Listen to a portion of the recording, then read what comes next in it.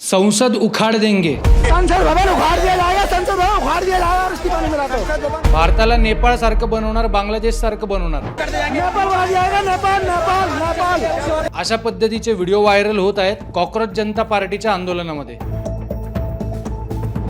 सर्वप्रथम या बाबतीत मी माझी भूमिका क्लिअर करतो। भारतीय संविधानाने पीसफुल पद्धतीने आंदोलन करायचा अधिकार प्रत्येकाला दिलेला आहे। कॉकरोच जनता पार्टीने जरूर करावं, मला त्याच्यात काही प्रॉब्लेम नाहीये। तुमचा मुद्दा तुम्ही लोकांसमोर मांडावा आणि सरकारचा विरोध करावा, इथपर्यंत सगळं ठीक आहे। पण जेन झी ला फ्रंट वरती ठेवून काही देश विघातक शक्ती आता या कॉकरोच जनता पार्टीच्या आंदोलनामध्ये कसा घुसलेल्या आहेत आणि अख्ख्या भारताचं सार्वभौमत्व त्याच्यामध्ये कसं पणाला लागलं आहे, हे काही व्हिडिओज बघा। नरेंद्र मोदी, अभी ये तमाशा शुरू हुआ है, अभी ये खेल शुरू हुआ है और इस जज्बे का आंदोलन को, इस जज्बे का अंदाजा तुमको अभी नजर आ रहा होगा।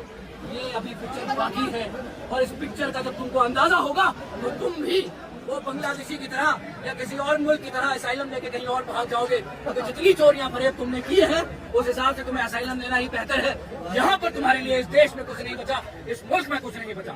इनकलाबो इनकलाबो इनकलाब, जिंदाबाद जिंदाबाद जिंदाबाद। याच्यामध्ये तुम्ही बघू शकता की पोलिसांवरती कशा पद्धतीने हमला होत आहे। पोलिसांच्या गाड्यांवरती कसा हमला होत आहे।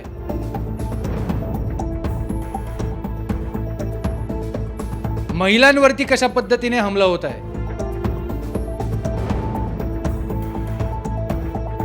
हे दगड फेकायची वृत्ती आली कुठून या आंदोलनामध्ये? हा तर विद्यार्थ्यांचं आंदोलन होतं। या विद्यार्थ्यांच्या आंदोलनाला हायजॅक करण्यात आलेला आहे आणि कालच 56 वर्षाचे तरुण नेते राहुलजी गांधी यांनी सुद्धा पंतप्रधानांच्या घरासमोर आंदोलन केलं। आता हे सगळं चालू असताना मी तुम्हाला दोन गोष्टी सांगतो, याचा नक्की विचार करा। हे आहे US एम्बसीचं सर्क्युलर, जे की सोशल मीडियावरती उपलब्ध आहे, ज्याच्यामध्ये ते 17 जुलैला म्हणत आहेत की भारतामध्ये 20 जुलैला दिल्लीमध्ये खूप मोठ्या प्रमाणात संख्या गोळा होणार आहे आणि 21 जुलैला 250 पेक्षा जास्त फार्मर ऑर्गनायझेशन्स दिल्लीला येणार आहेत आणि दिल्लीमध्ये लॉ ऑर्डर सिच्युएशन म्हणजे दंगे फसादची सुद्धा सिच्युएशन तयार होऊ शकते। त्याच्यामुळे US गव्हर्नमेंटचे जे कोणी अधिकारी आहेत त्या वर्गाने काळजी घ्यावी, अशा पद्धतीचं सर्क्युलर आहे मोठं। हे तर पीसफुल प्रोटेस्ट होणार होता, तर मग US गव्हर्नमेंटला 17 जुलैला काय स्वप्नात आलं होतं का की 2-4 दिवसांनी वातावरण चिघळणार आहे का? US सारख्या जागतिक लेवलच्या शक्ती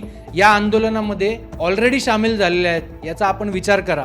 विद्यार्थ्यांचा मोर्चा इथपर्यंत मान्य आहे, मला सगळं मान्य आहे, पण विद्यार्थ्यांच्या मोर्चाला पुढे ठेवून संसद उखाडून टाकू, अख्ख्या देशामध्ये जाळपोळ करू, भारताचे आत्ताचे पंतप्रधान माननीय मोदीजी यांचा राजीनामा पाहिजे, पोलिसांवरती हमला, हे अराजकता आहे आणि ही अराजकता पसरवून देशाचं अखंडत्व सार्वभौमत्व धोक्यात आणायचं हे षडयंत्र आहे। हे आहे भारताचं संविधान। या संविधानामध्ये आर्टिकल 51A मध्ये प्रत्येक भारतीयाची कर्तव्य दिलेली आहेत। काय लिहिलंय? भारताची सार्वभौमता, एकता व एकात्मता उन्नत ठेवणे, त्याचे संरक्षण करणे, देशाचे संरक्षण करणे, सार्वजनिक मालमत्तेचे रक्षण करणे आणि हिंसाचाराचा निग्रहपूर्वक त्याग करणे, हे आपली कर्तव्य आहेत। हे आपण विसरता कामा नये। विद्यार्थ्यांचे मुद्दे सरकारने ऐकावेत, ऐकले पाहिजेत, या मताचा मी आहे। पण हे होत असताना कोणालाच हक्क नाहीये जाळपोळ करणं, तोडफोड करणं, अराजकता माजवणं आणि संसद उखाडून देऊ, कारण की हे सगळं असंविधानिक आहे। याचा विचार आपण सगळ्यांनी जरूर करावा। जय भीम, जय शिवराय, जय श्रीराम।